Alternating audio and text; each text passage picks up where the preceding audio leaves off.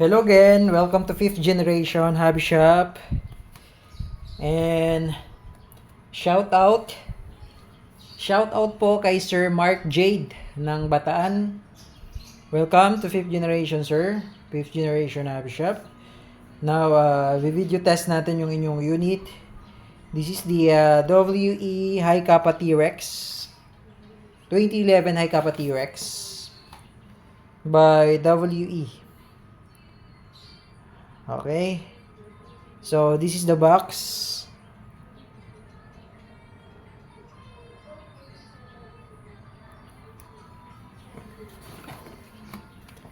Yan. WE. Made in Taiwan. High Kappa T-Rex. Okay.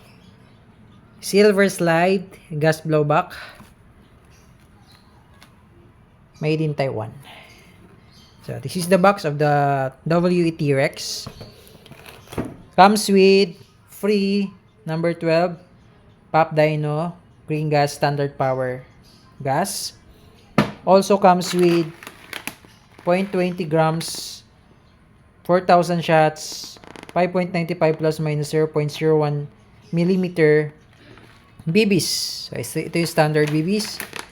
Comes with 4,000 shots. So, libre na po yan. So, kapag bumili po kayo ng unit sa amin, meron na po siyang libreng gas at libreng bala.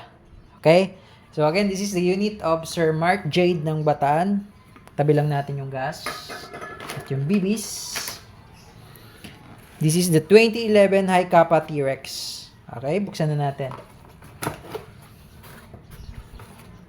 Yung kanyang owner's manual.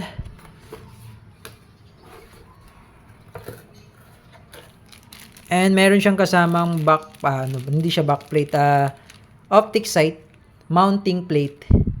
Okay, ito yung mounting plate pag gusto nyo pong lagyan siya ng optic sight, yung red dot sight, no? Yan. Ito yung plate. So, pakita ko lang sa inyo yung red dot sight. So, ito po yung red dot sight na pwede nating ilagay sa ating T-Rex. Yan. So, yun yung mounting plate. Ito yun. Ito yung mounting plate na kasama sa unit. So, wag nyo po itong iwawala, sir, kasi kakailanganin nyo to kapag gusto nyong maglagay ng red dot optic. Yung ganito. Okay. Ito po yung nilalagay dito sa slide, yung sight. Red dot optic sight. Okay? Okay. So, ito na yung unit ni Sir Mark. The 2011 High Kappa T-Rex na naka fiber optic sight na. Fiber optic sight rear, fiber optic sight front, ambidextrous manual safety, beaver tail safety. So, ito po yung tatanggalin kapag lalagyan nyo po siya ng optic sight, yung red dot sight. No? So, ganyan yan. Itong pinaka-base niya, tatanggalin po yan.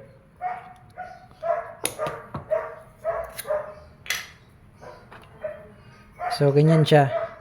Pero wala yung base, no? So, yan yung magiging itsura, no? Pag meron siyang red dot sight. Tatanggalin nyo po tong rear sight. Okay? Madali lang naman siya i-remove. Okay? So, itong rear sight niya is adjustable siya. Elevation lang, adjustment. Wala siyang windage. Yung sight niya sa rear. Ayan. Okay. Okay, sa mga nagtatanong kung ang High Kappa ba ay full metal. So, ang sagot po dyan ay hindi po siya full metal. Okay, ang mga full metal po natin ay 1911 and yung Beretta, yung M92. Because yung High Kappa, etong pinaka-grip niya, itong part na to, hindi po yan metal. Yan, this is polymer. But this one, itong yung pinaka frame niya, yung lower frame niya, this one, the lower frame, yan yung metal. Pero itong part na to, hindi po ito metal. Plastic lang po yan, polymer lang po yan. So, hindi po full metal ang High Kappa. Mabigat din siya, pero hindi siya full metal. Ang nakapagpabigat kasi sa kanya, yung magwell, yung magazine. Siyempre, yung magazine is metal also. Pero, etong part na to, hindi to metal eh. Unlike sa mga 1911, yung mga 1911 kasi, yung pinaka-frame niya is metal talaga yon. Yung slide niya is metal. Yung frame is metal. So, that is why 1911 is full metal. Pero yung mga 2011 model, just like this, hindi po siya full metal. Metal lang yung slide. Yung lower frame niya is metal. Pero itong part na to, sa grip, this is polymer. Okay? So, hindi po siya full metal. Okay? Itong magazine niya is 24 rounder capacity po ito. 30 rounder capacity. 30 rounder capacity. But we suggest na at least kalahati lang yung bala para hindi siya compress palagi yung spring. Okay? Alam naman natin, pag palaging compress yung spring, katagalan yan, lalambot.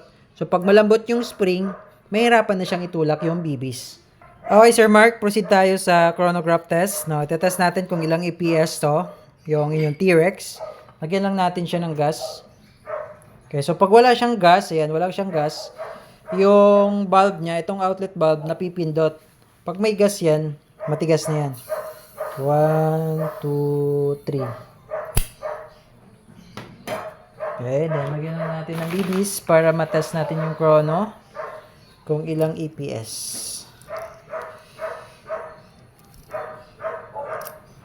Restart lang natin ito. Okay. And then, connect natin sa mobile phone. So, dito natin makikita mamaya kung ilang EPS yung result. Okay. May gas, may bibis. Okay, ngayon titingnan natin kung ilang EPS. Okay, firing. 331. 331.20. O, isa pa. 332.5. Isa pa. 328.9. So, yan yung EPS niya.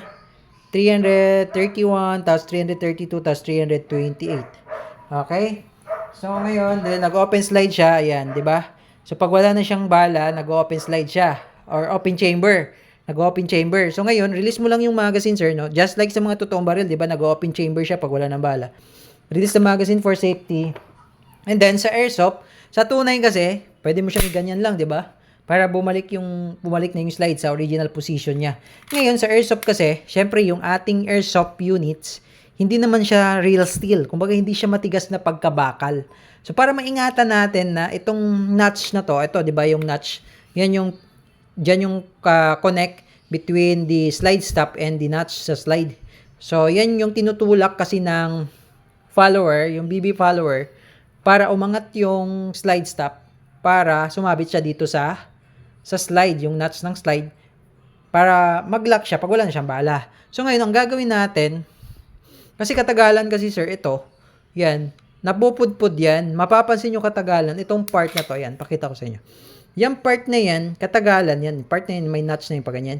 Yung part na yan, katagalan, mapupudpud yan. So, para hindi yan mapudpud, sir, ang gawin nyo ganito. So, pag nag-open chamber siya, ganyan, ang gawin nyo, itong slide, tulak nyo muna siya ng konti. Ayan, tulak mo siyang konti. Di ba, gumitna siya. Nasa gitna siya. Yung notch, nasa gitna nung slide stop. No? Gumitna siya ngayon, tsaka mo siya ibababa. Ayan. Then, di ba ganyan? Di ba, nag-lock siya. So, tulak mo lang siya ng konti, ibaba mo tong slide stop, then tsaka mo siya bitawan. Okay? Para hindi siya magkikis-kisa, no? Para katagalan, hindi siya mapupudpud. Okay? So ngayon, reload lang tayo. Lagyan natin siya ng another rounds o BBs. So, lagyan lang siguro natin siya ng 6. 8 lagyan natin siya ng 8 para sa ating shooting test. Okay, so may gas pa naman siya, matigas pa siya, may gas pa yan. So ngayon, hindi ko na siya lalagyan ng gas dahil may gas pa siya eh. Proceed tayo ngayon sa shooting test. Okay? Okay, Sir Mark J. Bataan, this is your 2011 High Kappa T-Rex by WE shooting test. Okay? Firing.